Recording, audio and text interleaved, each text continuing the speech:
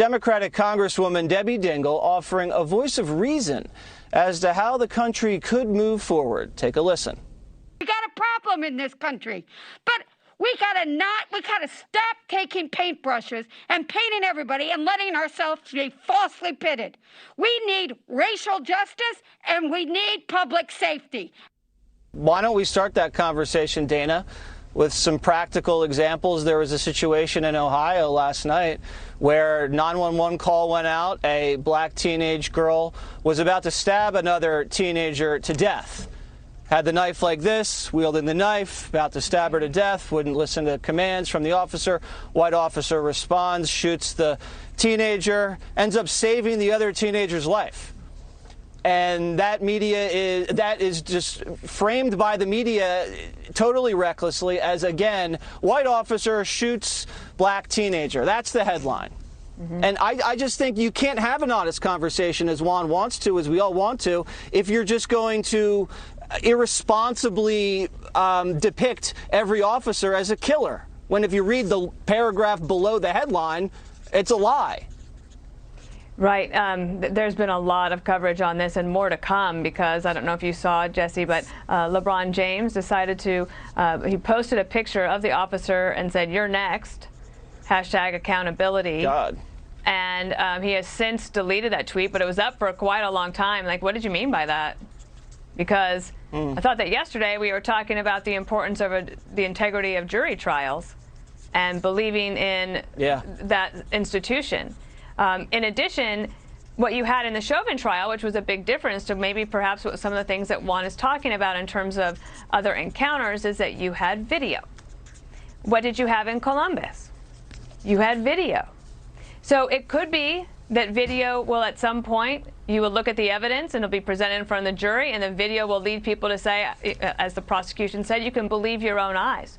And that might then work against a police officer.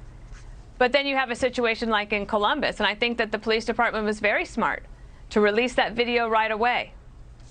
Because it also could be that a video could show us the entire situation, the split-second decision, the situation where another young girl's life was in danger at the hands of another. So all of that could happen. Just at the point of Debbie Dingell, I think that she could be a real leader on this, and she's trying. If you remember, though, just a year ago, when they were running for president and vice president, Biden and Harris were basically saying that doing nothing in terms of legislation was better than doing something. That is when they used the filibuster to go after Tim Scott's bill. Now, perhaps going forward, in the spirit of that we can all feel today, maybe there is a way to revisit that. And as I understand it, Tim Scott says that they are close on a compromise and that they're seeking a path forward. And I think we should all just hopefully have an open mind and see what they have to say and see if we can actually get something done this time.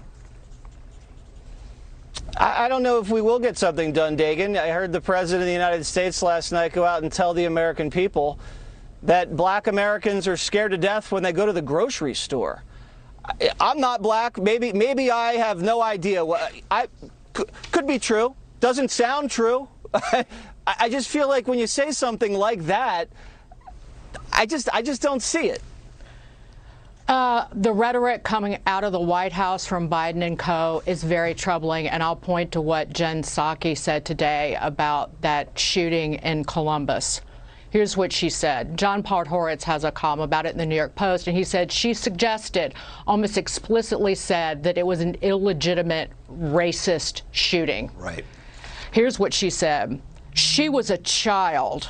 We're thinking of her friends and family in the communities that are hurting and grieving her loss. We know that police violence disproportionately impacts black and Latino people and communities, and that black women and girls, like black men and boys, experience higher rates of police violence.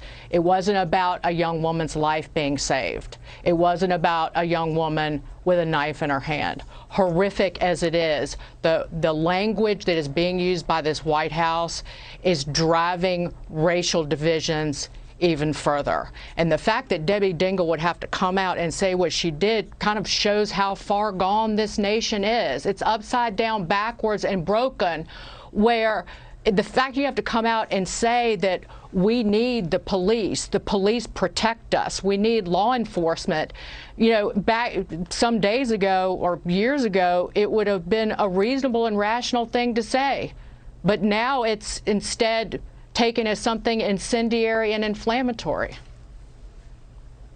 All right, Greg, why don't you reflect on some of the things you've seen and heard over the last 24 hours? So you keep hearing about systemic racism from Joe Biden, who's been an integral part of this system for 50 years. If he believes that systemic racism, as he said last night, is a stain on America, he was there leaving the stain for 5 decades. So before you throw the whole country under the bus as a bunch of redneck racists, you got to throw yourself under the bus, too, because you were right there. You were right. You were one of the most powerful people in the country. You could have done something, and you did do some things that were considered actually racist. You went to a damn funeral of a KKK dragon. So don't talk to us about systemic racism. This is the real problem here. I can't believe this, but we're actually creating our own anti-American propaganda. This systemic racist narrative is so destructive that it's actually identical to what China says about us, as recently as in Anchorage, Alaska. What we're doing, we are doing our enemy's work. We are on a path to destruction that is of our own doing. We are doing it to ourselves. It's the opposite of unification. It is destruction. And the bottom line here is the way the media and the Democrats have reacted, it is proof that even if the justice system worked, that can't be proof at all, because if you say that, it undermines the narrative that we are an irreversibly racist country. So this is going to keep happening again and again and again, as you saw what the White House did with the Ohio case last night, where that officer might have saved a black girl's life who was being stabbed, which, interestingly enough, was not in a lot of the headlines when you read about it. So we're in dangerous times right here. Let's not pretend for a minute that everybody's suddenly ready to have a conversation